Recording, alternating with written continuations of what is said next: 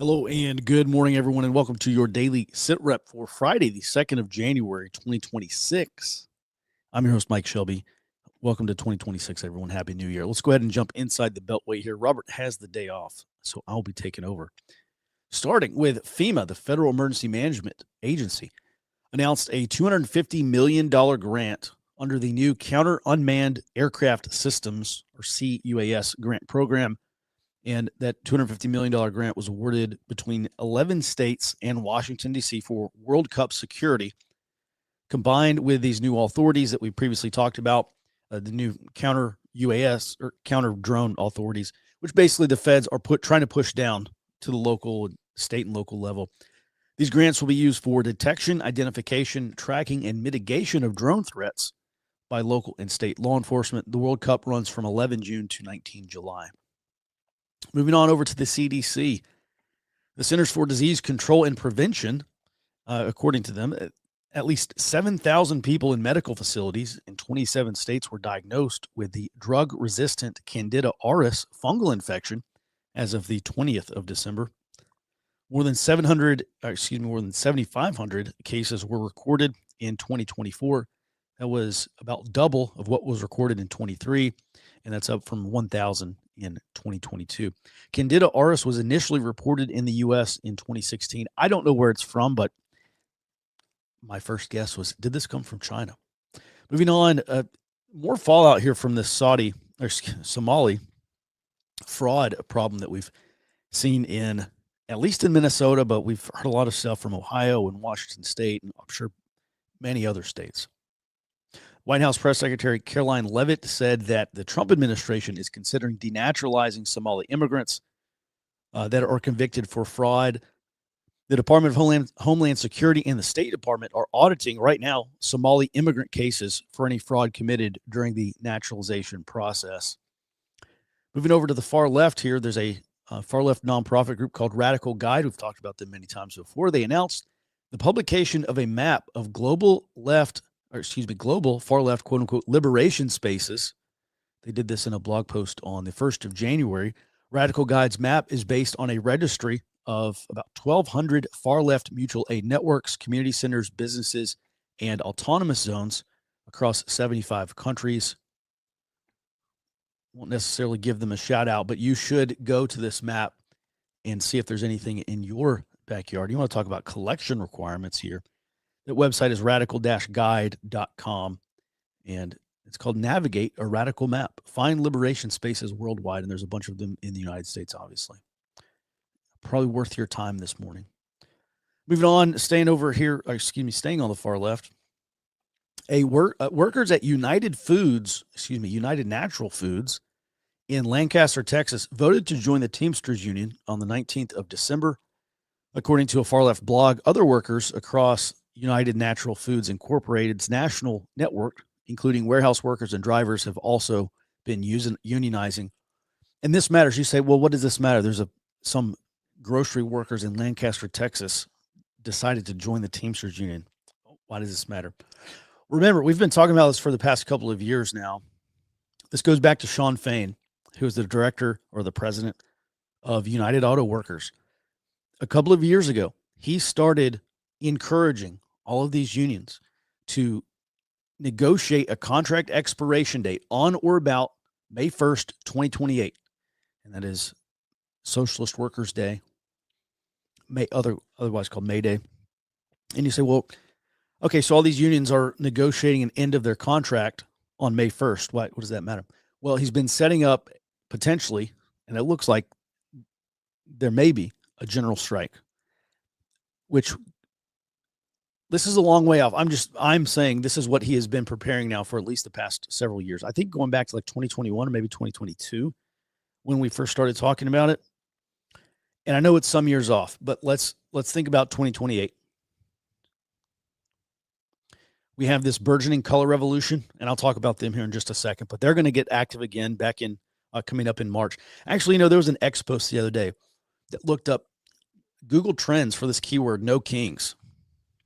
And this woman said, oh, look, all this stuff was inorganic. It's just completely astroturfed. There's no interest. Nobody's Googling no kings right now. The whole no kings thing has been defeated. It's over. Guys, there's not no one's searching for no kings because they basically taken the winter off to not protest, but to focus on training and organizing. They will be back starting in March, and then interest is going to start rising again. So at any rate, what I'm saying is we got midterms later this year, and then regardless of whether the Republicans or Democrats take the House, conditions domestically are going to escalate on the ground, especially in these large cities. So this general strike in 2028 is going to be another compounding factor because maybe some of these people go back to work. But the real reason why this matters is because you go back to 2020, and there was this whole thing called choke points in a fragile network. And there was this group called Shut Down DC, and a bunch of these left-wing groups, both far left and establishment left, progressive left, were pushing this idea of shutting down the U.S. economy, basically attacking the choke points of the U.S. economy if Trump had stayed in office, either legally or illegally, legitimately or illegitimately. And they were talking about shutting down the U.S. economy. And that they wanted to build pressure against Trump to force him out of office, basically get Americans to turn against Trump. And their message would have been pretty simple. Trump leaves office, economic conditions go back to normal. It's pretty simple. And they would have sought basically the acquiescence of Americans to demand Trump leave office. And then they would have gotten what they wanted. So at any rate, so all these things are connected. And I'm just saying, starting in spring of this year, we're going to see another ramp up in protests. And then in 2028, potential, we'll call it summer of love watch. How about that? All right, let's go ahead and move on here to the global sit rep. Jared, good morning. Good morning. And let's go ahead and start with this latest update. So was it last Wednesday, I believe, CIA struck this port facility in Venezuela? Yes. We only learned about it on Friday because President Trump talked about it in an interview. And then on Monday, New York Times and a couple of other outlets reported that it was a CIA strike. And what's the latest here from the Colombian president? Yes. Excuse me. Yes. And actually, also on Monday, there was a local report coming from a major facility in Venezuela saying, hey, we were not the strike. Yes, we had a major fire, but that we were not the strike. They were the only one reported as having an issue, though. Now, Colombian President Gustavo Petro claims that, yes, Trump did strike in Venezuela. The facility he struck was a front for the National Liberation Army, the ELN, and it was in Maracaibo where that facility had a major fire. Now, Petro further accuses the ELN of facilitating the invasion of Venezuela. But what this does is point toward all three of these being related, along with the report we covered of the ELN actually moving operations out of Colombia into Venezuela and having sea access, which is not normally something that they had in their main state of operation. So this all points toward, it looks like this strike was in Venezuela. It was part of countering Colombian drugs as well as Venezuelan. And the Venezuelans are likely going to be covering up any strikes that do happen that are clandestine. Additionally, well, hang on. So they would be probably covert strikes, not clandestine strikes. Oh, sorry. Yeah, yes. That's fine. Yeah, covert strikes. Something happened, but you don't know who did it. That's the whole purpose of yeah. And this is just for everyone's situational awareness here. So, all right, let's jump into this thing real quick because the ELN is not a Venezuelan terrorist organization. It is a Colombian terrorist organization, and they're a foreign terrorist organization. They're designated as an FTO by the State Department. So this pretty much makes the United States weapons free on going after an FTO like the ELN that's doing business in Venezuela. That's basically what you're saying, correct?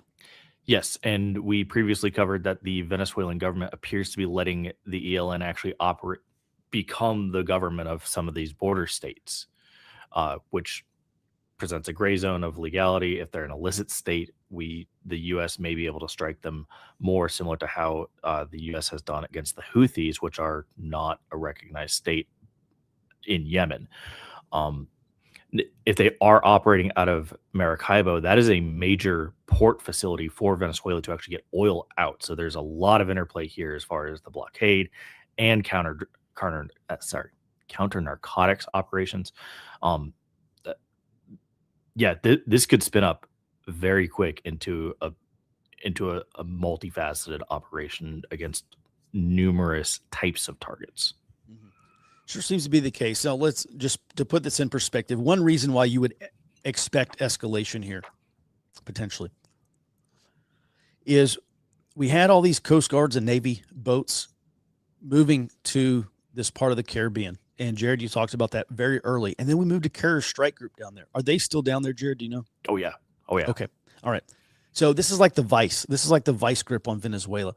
And we've been going after the drugs. And just to wrap this up in a big bow for you, the strategy here seems to be to go after the source of money. If the Maduro regime can no longer send drugs up into the Caribbean and into the United States and Europe and wherever else they're going, then they don't have money. If they don't have money, if Cartel de los Soles does not have money, they can't pay their people. They can't pay off these generals. They're not paying their people. They're no longer paying for their loyalty, which makes the likelihood of not just internal dissension, but potentially a military coup more likely, or some kind of revolution more likely. And now going after the ELN would be a part of this strategy to, as much as possible, disrupt the flow of money. If you cannot pay your people, they mostly, in this case, do not have any reason to follow you anymore. So it sure seems like that is the overall strategy. All right, Jared, with that, I'll let you take it over. Yes, please continue. That actually ties perfectly into the next one. So on New Year's Eve, the U.S. issued more sanctions. These were actually against Chinese, Iranian, and Venezuelan entities, all of which are participating in transporting illicit Venezuelan oil. And the Iranian ones also are allowing the Venezuelans to get a hold of Iranian UAVs, which are also sanctioned. That's unmanned aerial vehicles. So they are proliferating that capability when the U.S. said, no, you shall not. All of these are going to affect not only Maduro's ability to pay, but this is potentially allowing interdiction of the weapon shipments, preventing Maduro from having hard power as well. Then over in Asia, former senior director for Taiwan to the U.S. Department of Defense, Tony Hu, said in an interview just a couple days ago that the United States would not need to put troops into Taiwan to defend Taiwan if China invaded. Now, Hu also claims that the U.S. and its allies would fight China in the seas around Taiwan. So basically, all of the highlighted areas that are on the map here, this is where China exercises. That's where the U.S. and its allies, Japan, Philippines, Australia, would likely engage China, and that would allow Taiwan to defend itself. Who claims that China is also unable to even last 2 to 3 months due to a severe troop attrition during these operations. Now that seems pretty bold, but that does track very well with a report that we covered, I think it was in early 2024, about Operation Causeway, a U.S. plan to take Formosa, Taiwan under Japan, that required a 20-to-1 attacker ratio, and China simply does not have that. They also don't have the experience to do something like that. So I think he's on the money here. And longtime viewers will note that this sounds very similar to what we've been saying. This is absolutely similar to this is almost a repeat, quite frankly. Mm-hmm. All right. So that's interesting, Jared. There's been a lot of question about why isn't China moving on Taiwan sooner? And there were predictions that this was going to happen around the presidential election last year, November. And at the time we said simply will not happen around the presidential election. And there's been this pretty much the foregone conclusion, Jared, it seems to me, inside the establishment defense circles has been 2027. There's been a lot of question on whether China has the sea lift capacity to do that. And a couple of years ago, they definitely didn't. I think they're probably making some headway now. But this is interesting. You have this former defense official saying that, bringing something else up, which is that if China cannot do this in 2 to 3 months, they basically run out of their logistical capability. Is that the bottom line here? Yep, he made a ton of great points that yes, they'll run out in 2 to 3 months, which is something actually we covered for their oil lifetime as well during this. A likely blockade will shut that off, and they really just don't produce enough, and their strategic petroleum reserve doesn't last all that long.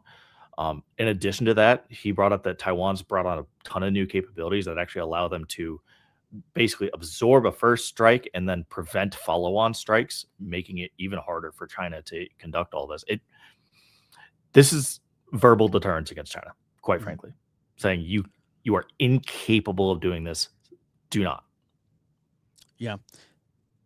So it's not just an issue of sea lift capacity; it's also an issue of logistics, which through electronic warfare and kinetic strikes, I'm sure we would also have.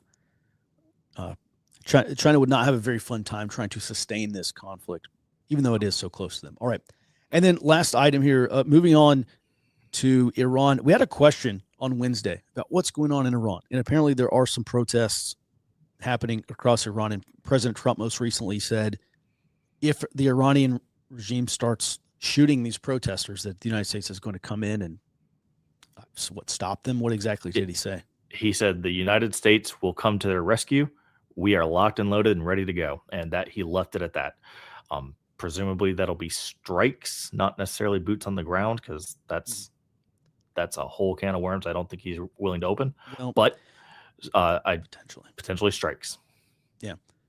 Well, just boots on the ground. I mean, we've got boots on the ground in a lot of countries, and we do have units that specialize in this kind of stuff, but certainly no large footprint, no conventional footprint. All right, and then Jared, he left it open ended here, and so we could potentially see some other escalation against Iran in the coming days or weeks, depending on how the Ayatollah treats these protests. Then that's the bottom line here. Yes. Okay. Oil. Can anyone say oil risk? Also, hey, everyone's loving low oil price. I guess the oil people aren't, but otherwise, people in the economy are loving the low oil prices. That really would be a problem for the administration if there were to be some oil price spikes. Not welcome for sure. All right, thanks for that, Jared. We'll go ahead and move on to our Homeland Ops brief. Again, Robert is out this morning, so I am taking over. This map is going to change a lot by the time you see it on Monday. So we have talked about this ICE planning this wartime recruitment drive. There was the Washington Post broke this based on allegedly an internal document. I have no reason to believe that it's false. But ICE officials are planning a $100 million wartime recruitment program. That's wartime in quotes. The recruitment drive will, quote, flood the market with spending on Snapchat ads and influencers and live streams on Rumble. The ad campaign is also going to use geofencing to target ads towards people who are near NASCAR races, military bases, college campuses, and gun shows. And this is part of the campaign to bring on 10,000 new ICE agents. Another reason why we're going to see ICE operations ramp up next year. Another reason why we're going to see resistance against these ICE operations almost certainly ramp up next year as well. Certainly ramp up from where they are now. On that note, there was a Supreme Court ruling last week, and after the Supreme Court ruling, the Trump administration is announcing that it will end the deployment of National Guard troops in Chicago, Los Angeles, and Portland. The Supreme Court case last week. It was a 6-3 ruling, pretty much exactly who you would expect it's going to be, breaking down to 6-3. But the Supreme Court ruling stated that the administration lacked sufficient justification for using National Guard troops to support law enforcement. And basically what this ruling, I think the bottom line here is this ruling pretty much guarantees that we will see another deployment of active duty military troops. Seems to be like it's going to be the Marine Corps again this year. This ruling said that a president could use National Guard troops to support law enforcement only if order were unable to be restored or maintained through the use of regular forces. And it's quote unquote regular forces. And the Supreme Court ruled that regular forces means active duty military troops. Conservative justices Thomas Alito and Gorsuch dissented, while Trump appointees Kavanaugh and Comey Barrett sided with the court's liberal wing in the 6-3 ruling. President Trump responded on social media declaring, Quote, we will come back perhaps in a much different and stronger form, and that may be a nod to the U.S. Marine Corps. He said that, quote, when crime begins to soar again, only a question of time. So since the Supreme Court case removes the option to deploy National Guard troops, that's effectively off the table now. One thing is going to change. These 19 states where there are pending National Guard deployments, we've been waiting on a Supreme Court ruling on this, and I think pretty much those are going to be wiped off the board. In most cases, certainly in cases where there are blue cities and blue states. So we probably will see another deployment of active duty troops next year. By the way, I don't know if that's yet on Polymarket, but that's another thing I would make a bet on. I'd put money on that we see Marines deployed at some point next year, by the end of next year. I'll put Ford Observer money on that. President Trump has threatened on multiple occasions to deploy active duty Marines to these areas where there are high levels of resistance to federal law enforcement. And Trump did follow through on that last June when he deployed active duty Marines to Los Angeles to combat the lawlessness surrounding an ICE facility out there. As a reminder, the first indivisible National Day of Protest is likely to be scheduled for March. I have not seen a date, and I'm a little bit behind on tracking indivisible, just with Thanksgiving, them being sick, and then Christmas and New Year's, but I will get back to it. They have definitely been in a lull. They have been focused on organizing and training this winter. We have not seen very many. There's these like ongoing low level, kind of baseline level protests, but nothing to write home about. At any rate, March, that's probably when this whole next big escalation is going to kick off.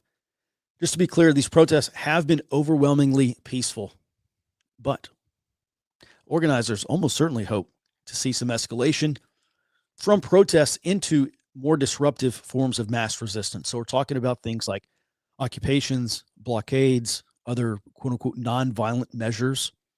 And again, a part of this narrative is to incite a reaction or potentially incite an overreaction by ICE to attack these protesters, or by even the Marine Corps, some active duty component, regular component of the military, or even by just law enforcement, to frame themselves as the victim. They are standing up to this big fascist regime.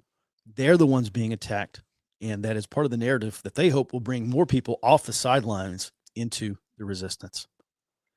And then finally, over in California, SB 627, which bans law enforcement officers from wearing masks on duty, went into effect yesterday, January 1st. California State Senator Scott Wiener, a Democrat, said ICE agents wearing masks during operations in California will be in violation of the law and subject to criminal and civil liability. Wiener added that California officials will, quote, hold ICE accountable.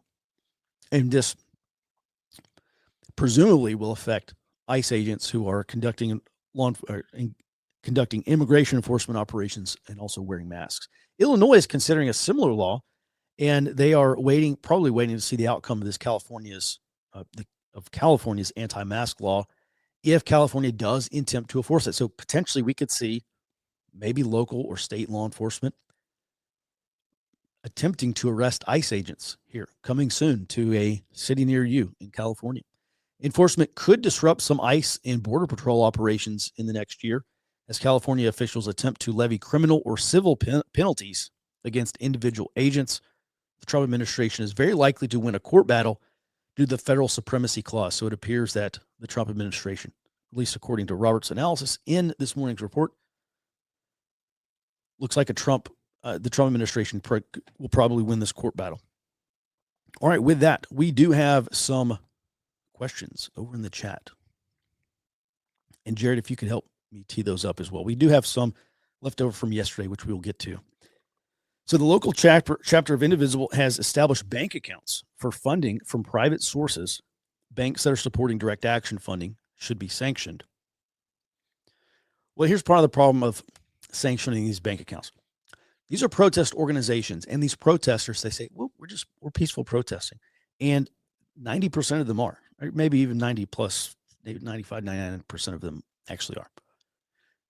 This is why this whole thing is so insidious, because it starts as a protest movement. That is your bedrock. Okay, that's the base of your resistance and then eventually revolutionary movement. And there's a few reasons for that. Number one is because you gauge support. if millions of people are not willing to go out and hold a sign and protest on a street corner, they're definitely not going to go risk being arrested or risk some kind of escalation or potentially even violence in the future. So they use that as they've got to have mass in this mass resistance. And so this, think of this, if you understand insurgencies, you should already know this then. But think of this as you're basically your support functions, like your auxiliary type functions. And so it's very low risk. It has mass appeal. And so that's number one. They've got to build the mass of this resistance. So then they start with protests.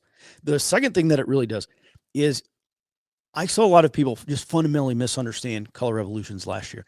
It is not the protests that directly topple governments.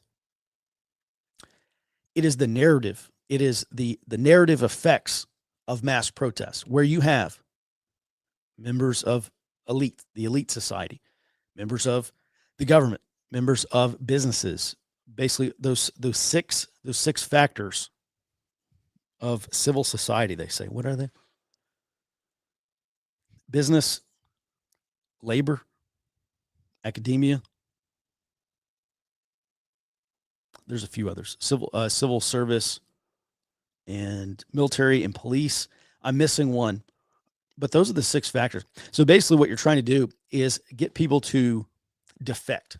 Talk about this concept of elite defection. It's super important in these types of low intensity conflicts. You want to get people in power to remove their support from the people in power and say, no, we're siding with these other people. We think these other people have a claim to legitimacy. We believe that they should be the government, or we at least believe that you should not be in charge. And that is like collapsing the pillars of a building, and then the roof falls in. And that's how these regimes are toppled. So it's not a direct effect of the protests. The protests are a vehicle for elite defection. Basically, it's part of the narrative campaign. So at any rate, that's another reason why these peaceful protests are so important to these organizations. I'd probably say those are the two most important reasons. So I doubt we will see, maybe there will be some smoke, but I seriously doubt anyone's going to go after these bank accounts, because their claim is that they're just peaceful protesters. And, that's kind of true right now. All right, would you characterize the money as a key enabler? Do you think cracking down on direct action or any illegal activity should include severing funding sources? Well, yeah, that's like a huge support. That's a huge part of support for any kind of protest or color revolution movement. And by the way, when there's really direct action can apply or can mean two different things depending on what context you're talking about. Typically in the military, when we say direct action, I mean kicking in doors. Direct action is a type of mission, and it is highly kinetic, it's kill capture kind of stuff. When we talk about direct action in this context, we are talking about left-wing direct action, which is not, at least not yet, not kicking in doors. We separate this between protests and direct action. And typically direct action means direct action demonstrations. These are like public demonstrations. Protest, remember, is holding a sign on the street corner saying, I really don't like these policies. Direct action demonstrations say, I don't like these policies and I'm going to do something about it. I'm going to directly intervene. So protesting is very passive. Demonstrations, trying to intervene, is very active. And so that's what we mean. In this instance, that's what we mean by direct action. So yes, funding sources should be targeted. I mean, people will argue about this, and I'm sure have different opinions, but I would say within the letter of the law, because the more extra legal or extra judicial actions you take at this point, remember, we're still early. This thing's not going to culminate until probably 2028. So we're still very early. We have 2+ more years of this. If you start taking extra legal or extra judicial action now, you're going to help them build that narrative that you actually are a dictator and that you are illegitimate. And when people start to believe that, then you start to lose legitimacy. And legitimacy, remember, is the recognition of the rightful authority to be in charge. President Trump is a legitimate president because he won the election. When the reason why these groups are characterizing nearly everything that Trump does as illegitimate is to build this case that he has become an illegitimate president. And when you have an illegitimate president, the next logical conclusion is we got to replace this guy with someone who is legitimate or with someone who will stop doing illegitimate things. And that is part of the color revolution. So I hope that answered your question, Ben. Besides closing the border and tax bill, what can the GOP even campaign on? Well, honestly, I think the GOP is campaigning on we suck, just not as bad as the other guys.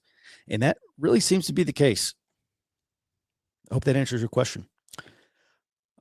Question for Robert. What's the likelihood Trump issues Insurrection Act to bring in regular Army Marines into states not cooperating with ICE? This is left over from yesterday. I would say it's still fairly low. If Trump, from my perspective, this is as of right now, it seems to me, if Trump were to invoke the Insurrection Act, this thing would not be over in a week or a month. It would probably be indefinite. And my reaction, just understanding how the left responds to these things, is that they would try to bait the administration into invoking the Insurrection Act in multiple places around the country. That's good for them. That's better for them. So I would say no. I don't think we probably will not see the Insurrection Act invoked. Let's look at Los Angeles.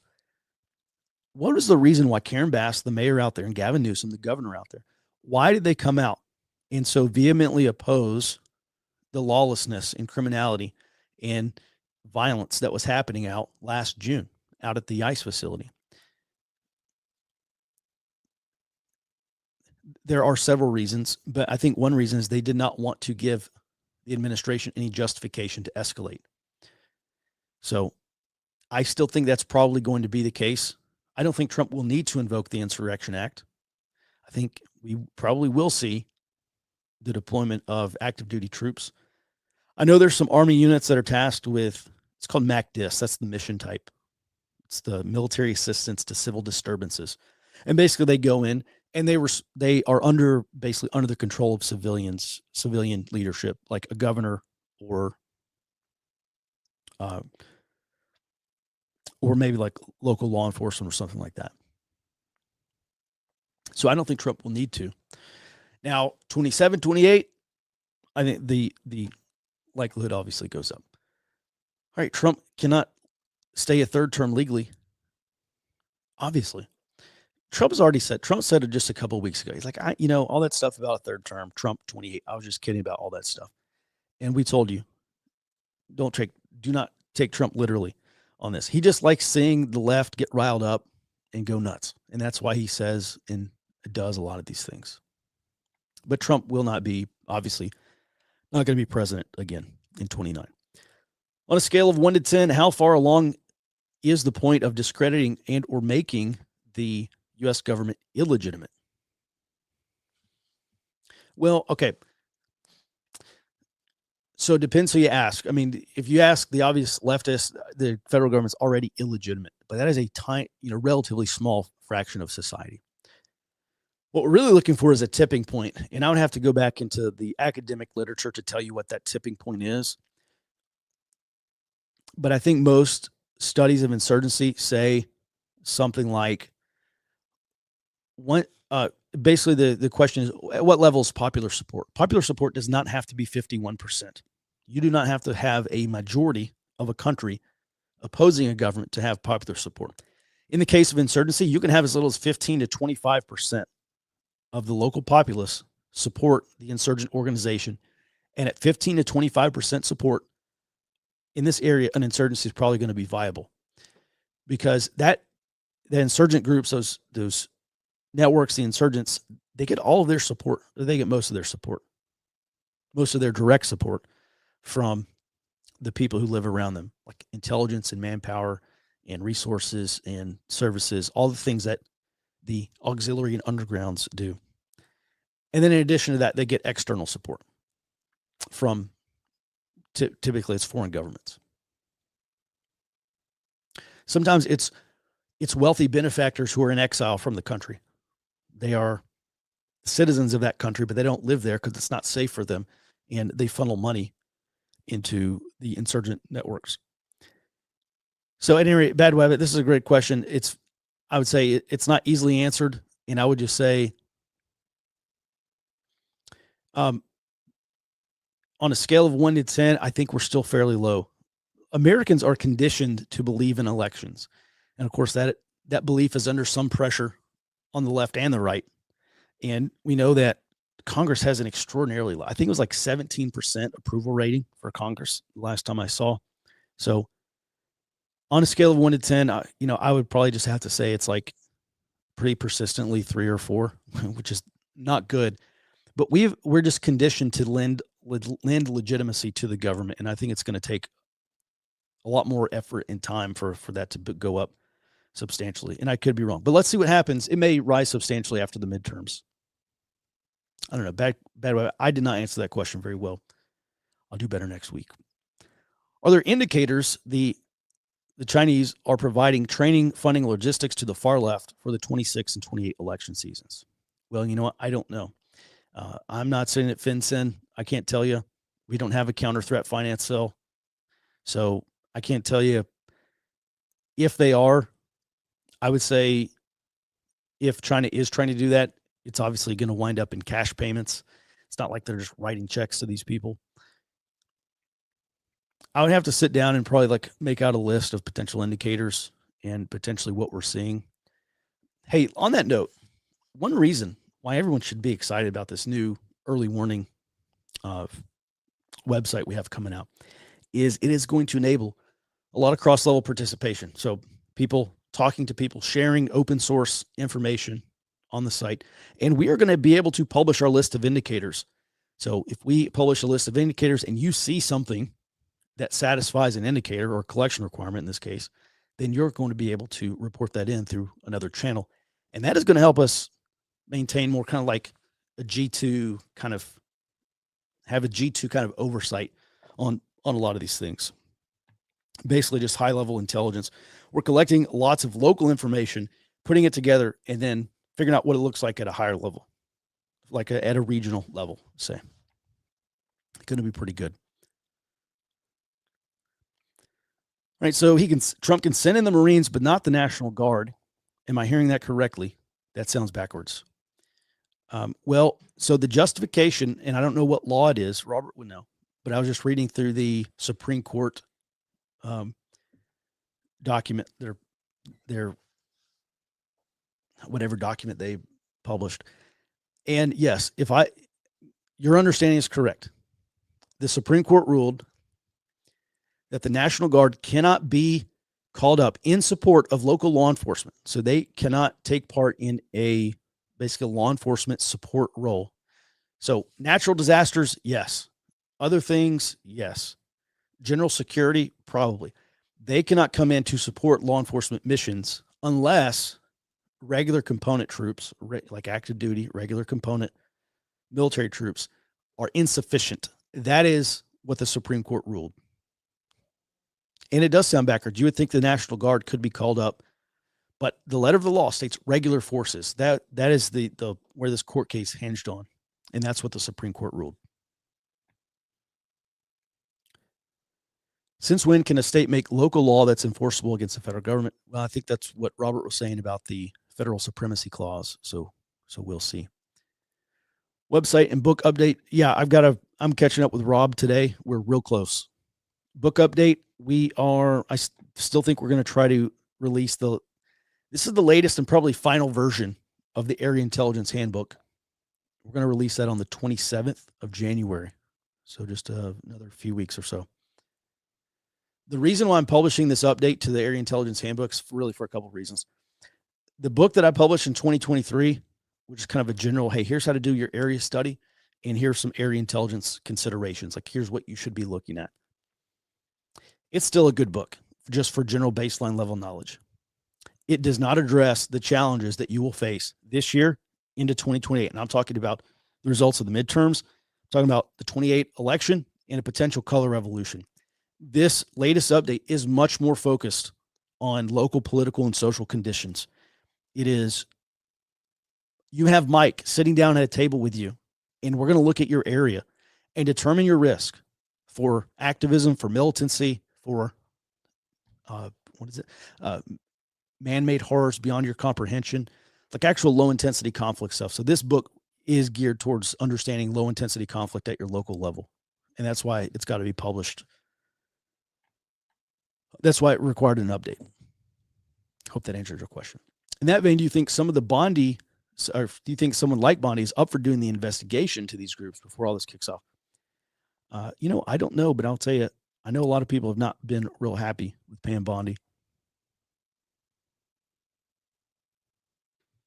I don't know if she's up for it or not. I like to get Robert's take on it.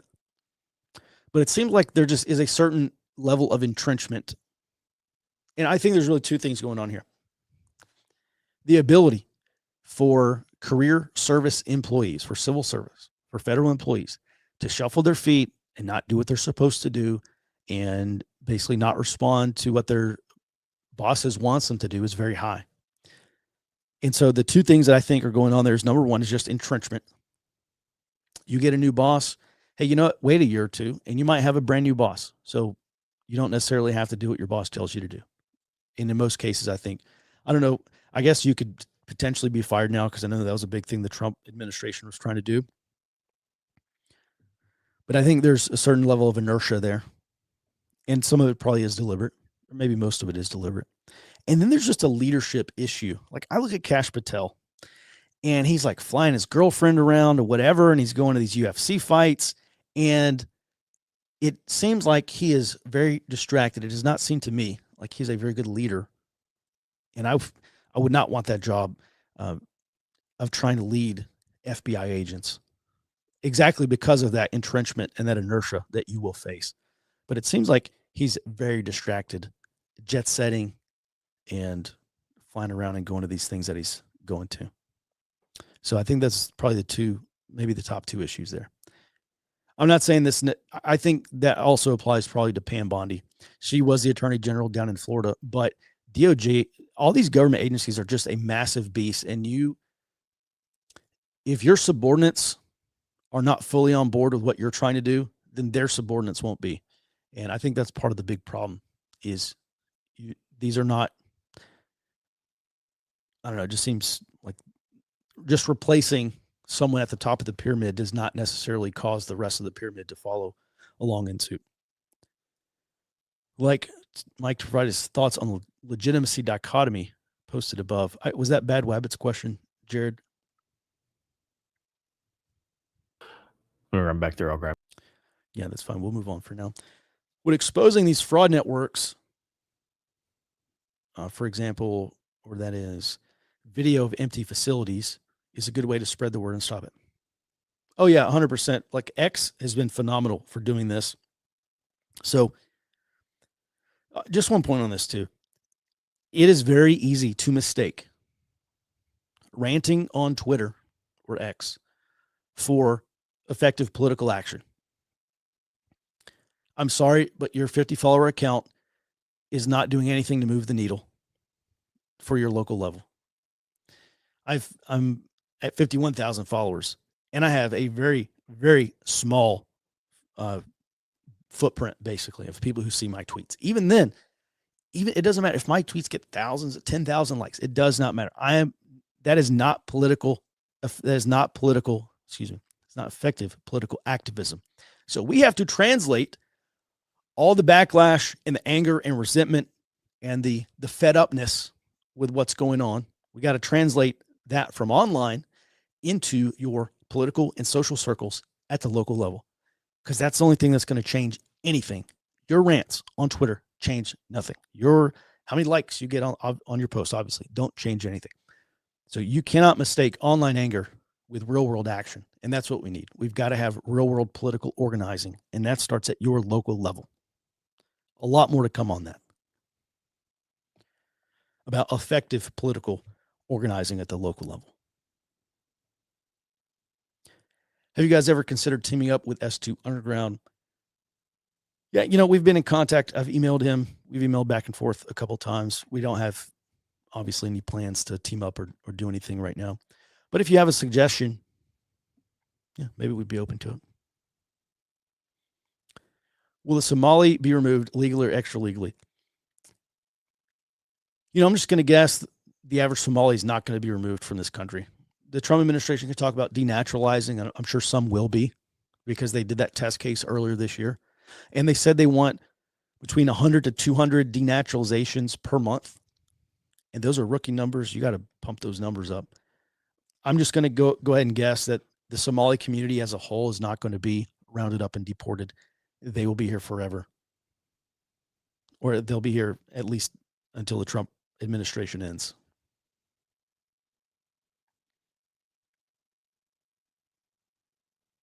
So legitimacy becomes a sword of Damocles that prevents decisive action. I would say no. I don't think legitimacy prevents decisive action. I just think if you're in a scenario like this, if you are in power, if you are the authority, you have to maintain as much legitimacy as you can. So you don't want to do things that erode your credibility or legitimacy in these types of low intensity conflicts, which we are locked in. So most of what you do has to build support for your legitimacy or credibility in general. Here's the other thing. When you talk about legitimacy in like Iraq, Afghanistan, Syria, a lot of other countries, and we are very heavily constrained here in the United States. The administration cannot do just whatever they want to do. And at this point, I would even say, I saw someone on X talk about this the other day, and I actually think they're correct. I think the level of enthusiasm and support for the Trump administration has actually decreased because they have not been able to do what we want them to do, what we voted them in for. And some of that is probably because they've been constrained by the courts. And the Trump administration could just go over the courts, but I think it's probably too early to do that right now. But the other part of that is they have not done what we want them to do because they've been captured by other competing interests. And that, in my mind, is very delegitimizing among Trump supporters, mostly. So I think the administration is encountering a couple of different problems on that note, Ben. All right, Jared, any other questions, comments? There's one I'd like to take a quick gander at, if you don't mind. This one? Yeah, sure. Just star them so they pop up in my feed and we can answer them as well, but go ahead. This one just popped up. Speaking about China just waiting out the United States, that's one thing that I see prevalent all over the internet, and I want to back that up. China doesn't have to just wait out the United States. They would also have to try to wait out Taiwan and Japan and the Philippines. And we've covered that pretty extensively, that the entire defense of Taiwan plan is actually not totally reliant on the United States anymore. Hasn't been for about 2 years. Japan is largely taking the lead on that. So, well, could China wait out the United States? Maybe. China lies about a lot of its national health, but that's not what they actually have to do. Mm-hmm. Well, in terms of treasuries, also, one thing we've been talking about is if you're China and you're one of the, I think now the second largest holder, maybe the third largest holder of U.S. treasuries in the world, in terms of being a central bank, U.S. citizens and basically U.S. institutions, I think, are probably the largest holder. But in terms of foreign central banks, it's what, Japan? Yeah. And then China's number 2 or 3 now. I forget which one. Like 800 billion or something like that last time I saw, which is a lot of money. But at some point, and actually China has been doing this, they have been selling off long-dated treasuries in support of short-dated treasuries. And why do they do that? Well, if you risk war with your primary global adversary and you hold $800 billion in 30-year bonds, that is money that is probably going to disappear. Like, you will just not be getting your money back. And so that's one reason why they have been selling off these long-dated bonds and moving to short-dated bonds. So I think that is another probably indicator of China's anticipation of conflict. When they start taking a lot more decisive action, trying to get out of the U.S. bond market, could potentially cause a collapse of the bond market if they tried. But I think that's another thing. So my point is, I don't think we're at stage 4 cancer yet. Stage 4, the last stage of cancer. I don't think we're there yet, at least financially. And listen, and also, If you're the Trump administration and you go back and you read the national security strategy document, it appears that the Trump administration wants to just carve the world up into like 3 or 4 different competing spheres of influence, and we remain beneath the threshold of world war. Maybe we will, maybe we won't. A lot of that is probably incumbent on moving 2 nanometer chip production out of Taiwan. And so that's another thing. When Taiwan stops making 2 nanometer chips and tries to pull that machinery out of the country and go somewhere else, like that's probably a really good sign. But I think it's pretty much, Jared, I have not seen anyone state that China is just going to invade Taiwan and be able to start up those semiconductor machines. They will be destroyed. Yeah. And maybe they don't leave the country. Maybe they just are destroyed, and the entire world will not have 2 nanometer chips for a while. Yeah, I fully expect them. If Taiwan's on the back foot like that, I would expect them to just start burning strategic assets like that. Just you cannot let your adversary win, and if you're not going to survive, okay. Yeah. All right. Yeah, good question. And I'm just going to go through some of these comments here. They are quite good. I doubt we have the fortitude of Afghan goat herders. Brother, we do not. Distraction is a huge understatement. Cash Patel always looks like he has seen a ghost. Also true. Bonnie and Cash are disappointment. Also true. Oh, I'm going to take a little bit of umbrage with this. Another key, nothing will happen. The elite have run the experiment repeatedly and learned.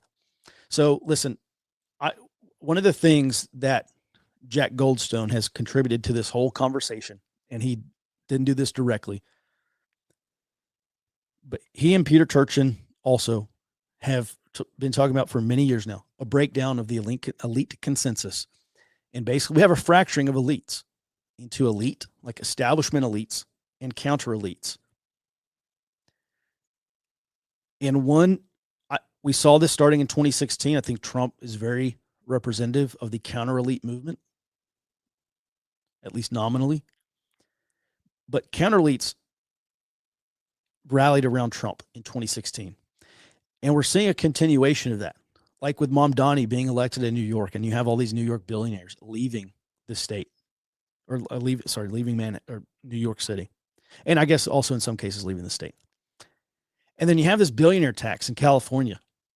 And you've got all these people saying, nope, I'm going to Austin. I'm going to Miami. We're getting out of California.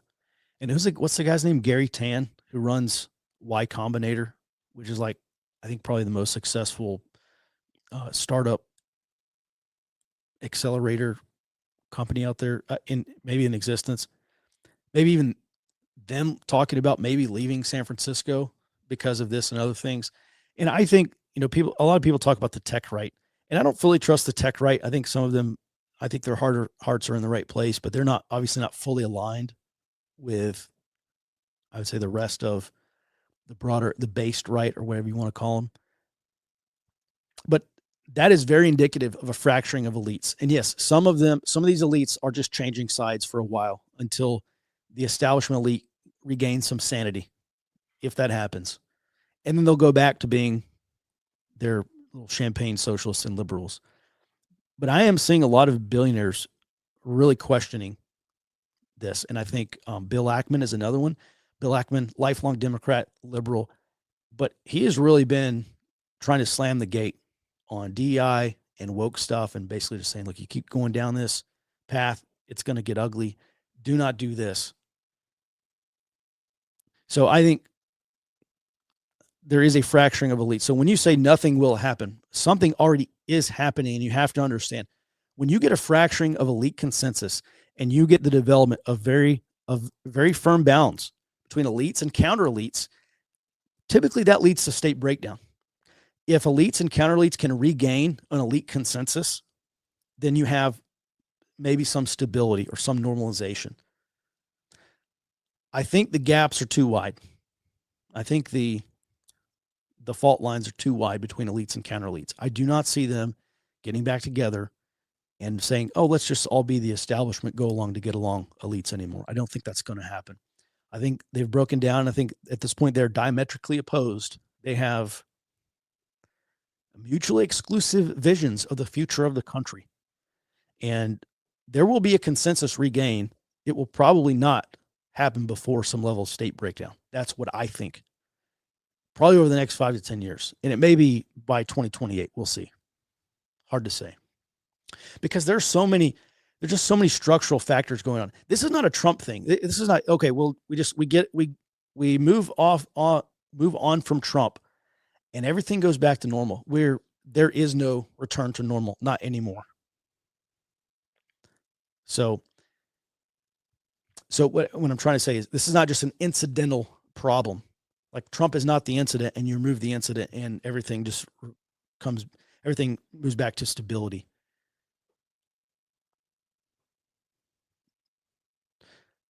It's structural. It's demographic structurally demographic. It's economic. It's ideological. Broadly, this was breaking down in between capitalists and socialists broadly. And those are the two sides that are probably going to fight. Or you can say nationalists and globalists. It's not just a clean cut. You're on this side and everyone else is on this side. There are a lot of different components. But it's like this Venn diagram is moving farther and farther apart. The parts where we overlap is becoming smaller and smaller. So I don't think we're in a nothing will happen moment, because I think something is happening already.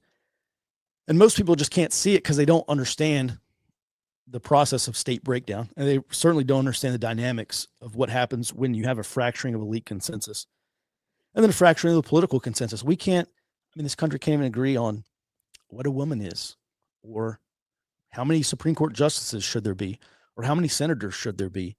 Or, these people in Project 2029, they basically want to apportion the Senate. So that's reflective of population, not states. And they want to abolish the Electoral College and all these things. That's like real structural stuff. This is not just like, hey, we have a minor policy disagreement. This is revolutionary stuff. And again, it's why they are the revolutionary wing, or the revolutionary party. And I would say we broadly are the counter-revolutionary party. We're trying to stop that revolution. This is not going to end well. You don't need me to tell you that. We'll move on. Any other questions, Jared? Looks like we do. We're almost at an hour, so we will take a couple more. How do you stop yourself from being demoralized browsing Twitter and seeing nothing but crime after crime being committed against our country and nothing being done to stop it? Yeah, that's a great question. And it is easy to do. It is easy to be blackpilled. So I had a discussion yesterday with a guy. He's another Army veteran. And he was talking about how much he hates politics. And he said, but I've come to the conclusion that local politics is basically the only productive thing I can do. Politics has to be continued, unfortunately. And I'll tell you, my own county GOP, getting involved in this campaign that I'm volunteering for and seeing how the sausage gets made in my county, these people are despicable. Republicans in my own county are absolutely phenomenally despicable people who do despicable things. And it has been a little bit demoralizing, but it's also been a little bit inspiring or encouraging, because I want to remove these people from power. Like my county GOP, our GOP chair for the county, is extremely complacent. He basically does nothing. And it's worse than nothing. Because he does nothing, he prevents us from doing something. So it's not just him not able to do things. So he's being replaced as well. So I would encourage everyone, focus on your local level. You have as much as possible. And if you're in a deep blue area, RIP, bro. But everyone else, if you can get your guys elected, you should. You should dedicate your time and energy to that, because politics is for power. And if you on the local level, and I'm not even talking about presidents or Congress here. I'm saying if you cede political power to your opponents, they will simply use it against you. And they will force you into a narrower and narrower range of options. They will give you much fewer courses of action until you have only one level of recourse. And by the time they have done that, they have so sapped you of power and influence that you will lose. Even if you try to stand on the very last box you have, you will lose because you don't have the soft power to sustain what you think you want to do. That's why you have to get involved in local politics and get your guys elected. And whether that's the city council or the county commission or the sheriff or the mayor, down to the city dog catcher, I don't care. You need your people in positions of power. And if you can find enough like-minded people, listen, one reason why everybody should be volunteering for a local political campaign, especially with the primaries coming up. Texas primaries in March, some are in April and later in the summer. Figure out when yours is. Go jump on a campaign. It doesn't matter if you have 30 minutes a week or 10 or 20 hours a week. You should be volunteering, and I'll tell you a couple reasons why. Number one, understanding the factions of your local politics, identifying the people who are based and versus the people who are like rhinos and establishment, the go along to get along types. You're identifying who your allies will be when all this stuff blows up in another 2 or 3 or 5 years from now, whatever. You need to identify those people today, like right now. In a primary, when all these candidates are trying to differentiate themselves, is a really good time to figure out who's establishment and who's counter-establishment. That's number one. Number two, these voter rolls are data mines. If you're trying to build your local intelligence network, trying to build out, basically terraform your social networks locally, you've got to have access to the voter rolls. In some states, you can pay for them. In some states, you can just download them. But it's pretty cool. We use a piece of software, and there's a bunch of them that will allow you to do this. But you can find reliably Republican voters in your area, like in your neighborhood, and you can look at their voting propensity. This guy voted in 4 of the last 4 general elections. He's a high propensity voter. He is going to turn out to vote one way or the other. And now we go and look him up, and we use some tools to look and see who he's donated to. And he's donated to all the right people or all the right causes. And you say, I should know that guy. Like, we should be friends. We're pushing in the same direction, but we don't even know each other exists. Those are the people that you need to be linking up with and networking with to help roll this boulder uphill. That's another thing. A lot of people think, oh, we rolled the boulder uphill and it's the day after election day and our guy won. Now we stop pushing. That's just completely endemic. And it's not just on the right. The left has this problem as well. But particularly for us, you can't stop pushing the boulder because it's going to roll back down on you if you stop pushing.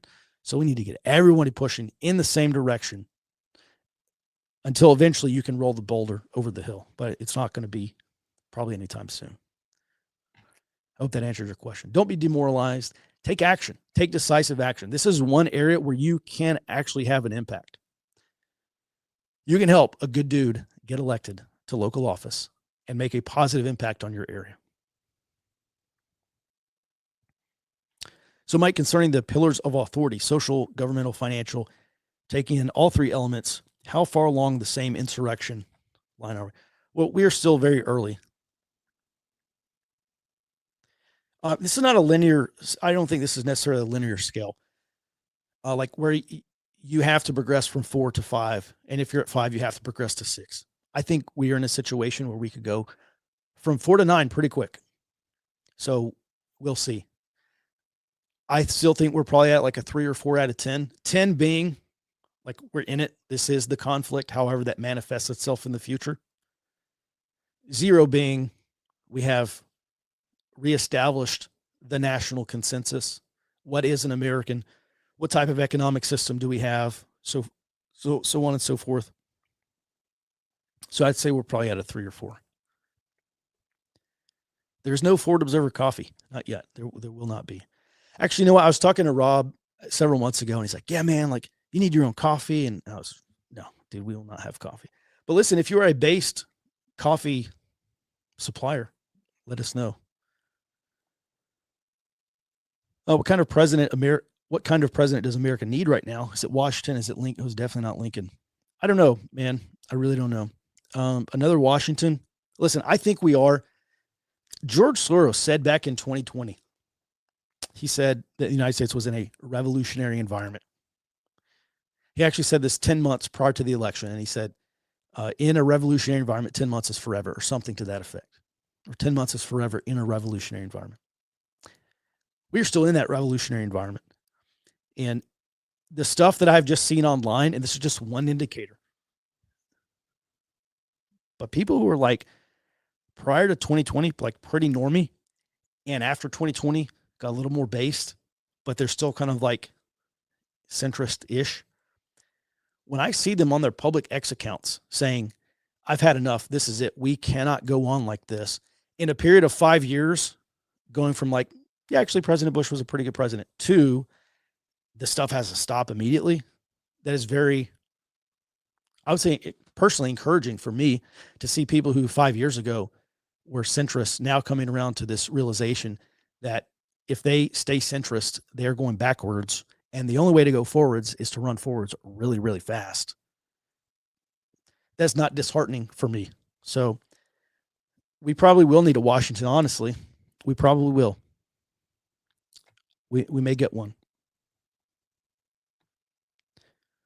All right, last question. Did you cover the San Francisco 3 days of grid down electrical fire 2 weeks ago? I don't recall it, but I was also out for. Jared, do you remember if we talked about it or not? I do not. I'm sorry. Okay. Well, I'm going to guess we didn't cover it then. But if you're asking us about it, you already know. All right, everyone, thanks so much. Thanks for watching. It's weird. It feels like a Monday, but it's not. I hope you have a great rest of your Friday. Great weekend. And we will be back here on Monday, back in your inbox, back on this show starting at 08 Central Time. Until then, be well and stay out front.